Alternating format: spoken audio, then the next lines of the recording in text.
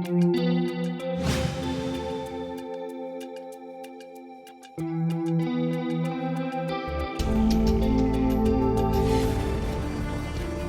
mag-uuma sa Matanao, Davao del Sur na balaka na tungod sa kainit sa panahon nga daot ng ilang mga pananom nga palay. Ania ang report.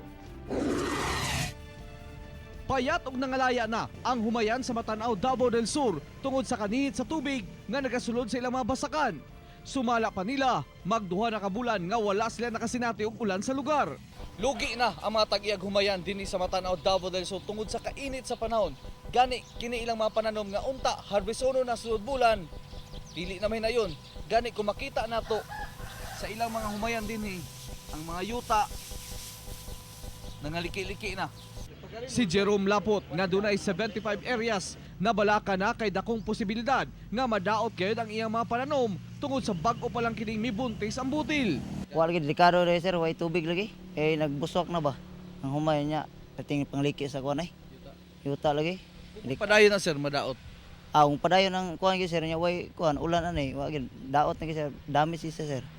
Gani sa usa ka galingan sa lungsod na matikdan nga gamay na lang ang nagapagaling. Kaniadto 20 ngadto 30 ka sako ang ilang ginagaling. Karon pulo ngadto 15 ka sako na lang. Gamay kayo sir. Kay tungod lagi na daot ng mahumay. Tungod sa init. Sa ordinaryo nga adlaw pila gyud yung ginagaling pila ka sako.